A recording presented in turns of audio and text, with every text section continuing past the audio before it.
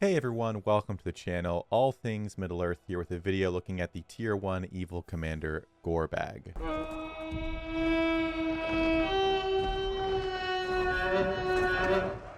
Starting out with Gorbag, before we jump into his builds and different suggestions I have for him, we're going to look at his kit a little bit. So the perk he's going to get unlocked at level 20 is going to be the Leader perk, which is going to give him the 5 extra command. That's always a pretty nice one. In terms of his items to unlock his different respect levels and then get to his R10 weapon, he does take the Roast Warg Meat. And out of the 3 options you have to give Roast Warg Meat to, Gorbag would be my suggestion. Like, I would personally use mine on him as opposed to your other options. But again, that's a little bit preference, but I do think out of the 3, he's going to outperform in a lot of categories. So if you are wondering between the Warg Meat, I would definitely go with Gorbag. Taking a quick look at his R10 item, I think it could be solid. I've seen a few people running this. There are some R10 items that I feel like I look at and right away you just kind of dismiss because it just doesn't look like it's built very well to go with the character, how they're run. But he does want Might and Focus primarily. Those are things that he'll benefit from. He gets Army Attack, which I think is solid, and then Defense modified by Focus for Orcs, which I think can also be solid because I do think that the defense on the Orcs can kind of be lacking sometimes. So I think this could be up there in terms of usability out of the Tier 1 Evil Commanders. I'm not saying it's like the biggest thing or you should chase it or he needs R10, but compared to some other ones, this is one that I'd be more interested in seeing some more stuff about. But that's the Glaive of Minas Morgul for Gorbag there. Taking a quick look at his skills, he's going to have a Might per level value of 1.7 starting out with 164.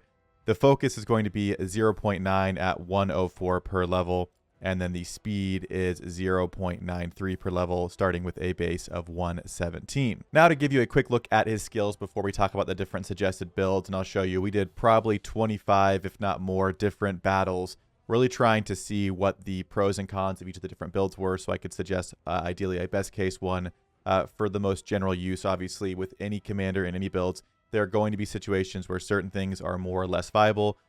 Same with gear, same with troops you use. So keep that in mind with everything we talk about today. But hopefully this can give you a general idea of how this character works, and hopefully you can find some success with him by following some of this stuff. So starting out, we have the Interrogator tree, which is enemies stunned or subject to madness. They're going to receive extra damage for 1 round. And the damage effects, the damage bonus effect here, the 6.6 that scales up, is modified by speed at the max level. I don't love this because his speed is not great and there's nothing else that is nothing else benefits from this. So to me, it's kind of a waste on a max level effect there, but it is what it is. Then you have Restrain, which is against 2 enemy units. He's going to have maxed out a 100% chance to inflict stun for 1 round. And then lastly, Laceration is going to be the 3-round bleed, starting out at 37.1. That's going to climb up quite a bit, getting him continuous physical damage on there. So in terms of Interrogator, you need stun or you need madness, and his only skill that provides that is going to be the Restrain. That's the only thing that's going to allow that to happen in his kit outside of gear. So there could be really gear situational builds with him that do better with the Interrogator tree, but right now in terms of getting that extra damage, the only skill you get that from is Restrain. The bottom R1 is going to be Old Orc. This is going to give him -15 might with 30 extra focus, and then an additional 15 focus at the max level. So you're getting 45 focus to the 15 might there. Then we have Dress Wounds, which is going to be, I believe this is 400% maxed out, 400% HP recovery for 1 allied unit. And then Clear-Headed, Time for Tips, kind of a wasted skill there. Then we've got Grey Leader, which is going to be for Orcs. They're going to receive less damage, up to 15% with 1 HP at the max level effect there. And then we have Orcish Warlord, which is going to give them +2 speed and -2 damage percent received per level here. So this goes up to 14% and 14 speed there. So pretty nice. And then March with the March speed +3. Again, another kind of wasted skill. I will say in terms of his kit, I think he has a lot of viability. I think he's got a lot of different areas he can have some success in. But it would be really interesting if they did replace some of these skills like March and Clear-Headed, which once you've been playing for a little while, you just don't really need to reduce tip. This is not really that useful. Again, there might be certain situations, but on the whole, if they ever replaced these, it could be interesting to see how much better his kit could get. Next up, we have the Watchman of Kirith Ungol. This is going to give the Orcs damage +30, and they have a chance of succumbing to madness each round. But the orcs are immune to madness at the max level effect. So ideally, you won't want to run Watchman of Kirithungel until you have enough points to max it out, which won't take you that long to do. So definitely max this out before you start using it. Then we have Enrage, which is allied units. They have a 30% chance of succumbing to madness, and they get damage 8.5, scaling up 7 times for 1 round. So again, same thing here. You're going to want to make sure you've maxed out Watchman of Kirithungel, get the damage boost from Enrage before you have to deal with that madness. So that's how that would work. And then lastly, we have Corrupting Curse. This is going to be a poison damage. It's going to be continuous for 2 rounds. Not too worried about that. Didn't really find a lot of success with that. But the 30% chance to inflict madness is, again, against 1 enemy unit. It's going to actually be the other thing in its kit that will proc with Interrogator. Typically in a lot of builds, you'll just see people run 1 point in Corrupting Curse to get that chance for madness. On top of your stun here, those 2 things will go towards the Interrogator tree. Now, like I said, we've got a lot of reports here, so I'm going to go through them as quickly as possible. Put them in a little slideshow here so we can kind of talk through them. But basically, the 2 different builds I see for Gorbag are going to be this build right here, which is going to be a more damage-heavy build, focusing an Interrogator, getting the extra damage when stun and madness hit, and then going into the Watchman of Kirithungel, the R5, going into Enrage, 1 point in Corrupting Curse, with extra points put in the R3 to reduce any extra damage that you can. So that's kind of the high damage dealing build for Gorbag that I know a lot of people enjoy running. And then there's going to be what I'm going to call the general build for Gorbag, where it does a little bit of both. Now, I tried some different variations of this, or you're a little bit more heavy on the damage or a little bit more heavy on the healing, and it was kind of hard to replicate the results. For all intents and purposes, we're going to go ahead and just call this the general damage build, or rather just the general build for Gorbag, where you're going to run the R5, you're going to have Enrage, but you're also going to still have, you're going to skip the R1 Interrogator and have a few more in the damage reduction skills. So those are the 2 different ones, and I'm going to give you kind of side-by-side comparisons and show you why I would recommend to run the general build over the high damage build. So starting out in these orders, when we look at each commander we face, we're going to look at the high damage build first, followed by the general build. So here was a high damage build against this Eowyn here. All the commanders we faced, if we faced an Eowyn, it was the same Eowyn every time. If we faced, Legolas, Gandalf, whoever, it were the same builds every time to try and reduce the different variables we have. Some of the times the troop comps change just depending on what we had available, but for the most part, they're very, very similar. So here is the high damage build for Gorbag, where he got wiped. So again, I think he's going to struggle with Eowyn no matter what. But then as you can see here, we didn't get totally wiped. There was a difference in the troop type. We had the 3 troop comp with the Arbalists in there, and this was just half and half, the Reapers and the Crushers. But for the most part, I would say he's not going to do well against mounted commanders. They just get going too fast for him. He can't seem to hang with them there. But again, the difference between the high damage build and the general build, I would give the win to the general build here. Next up, we have Gimli, who is a damage dealing commander running the single stack. For our damage dealing commanders, they either had a stack of Cataphracts or a stack of Guardians, depending on, again, what we had available. And for the most part, I ran this 3 troop comp with the Arbalists, Crushers, and Reapers. And we saw some different usefulness out of all of them at different points. Sometimes the Arbalists would put out pretty good damage, and sometimes it would be almost nothing. So it just really depends on the situation. But here is the high damage build for Gimli. Again, total wipe here. Not fantastic. We did take out a good amount of the Cataphracts, but still a total wipe.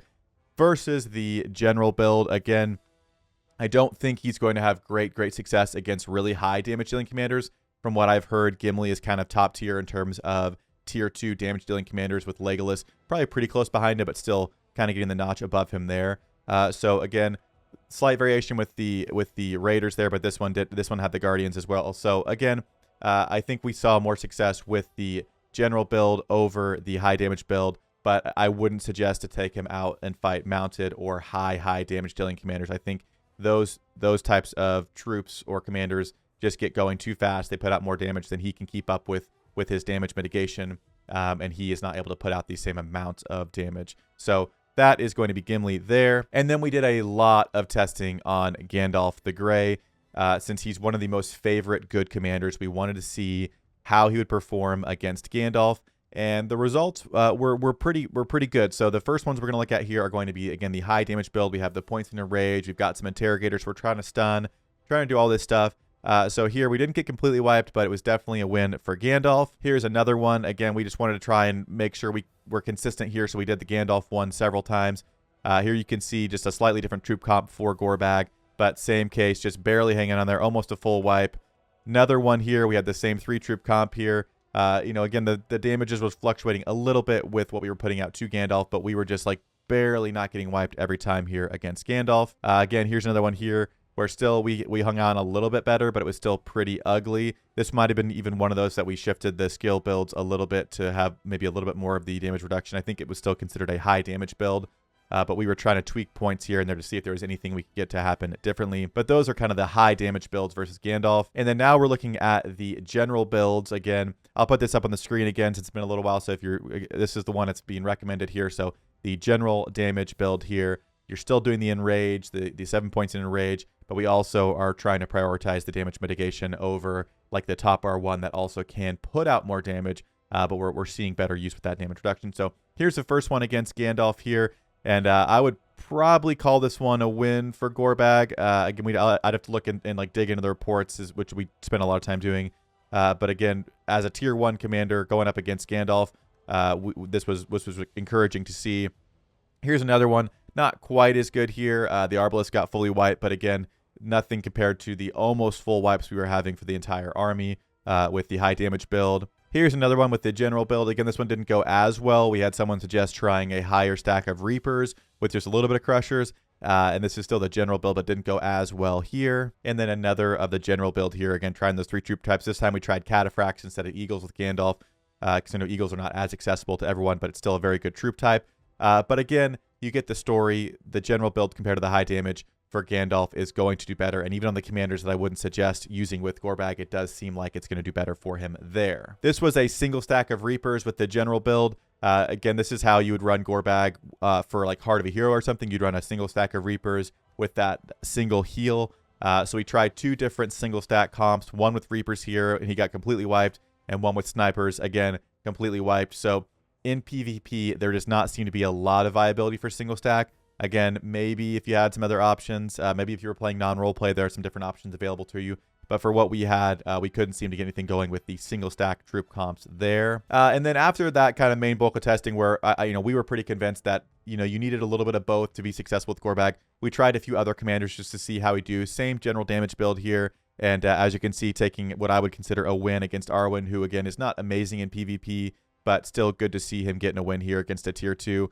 Same thing here with a Legolas. Again, troop resource cost-wise, Legolas may have taken the win here. But again, I think Gorbag can have success against damage-dealing commanders, but there's definitely going to be a point where it caps out. So maybe if it's a Legolas or an Aragorn or a Gimli that's not built as well, you might see more success like we did here with the Legolas, who wasn't built out of his mind. Again, the skill build was good, but in terms of the gear, it's just a pretty standard Legolas. So there's probably a threshold for damage-dealing commanders where you do all right, but then after you get to a certain point where the Gimli was putting out a lot of damage, he really struggled there. Here's the other Legolas. We actually tried the higher damage build with Legolas as well to see if, for some reason, if the commander damage on the opposing commander was lower, if we could get out and do more damage.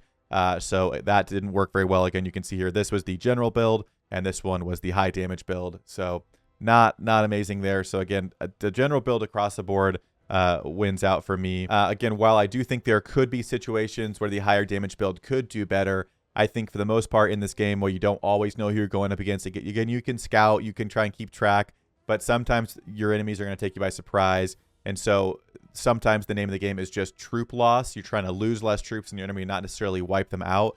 And whenever we sacrifice points from Grey Leader and Old Orc and some of the general builds we tried and put them in Interrogator or put extra points into the R5, it almost never went well for us. So again, one last time I'll put that picture up on the screen. This is going to be the suggested build. This is going to be linked down below. I'm also going to link the high damage build because I do think it does have some viability in certain situations.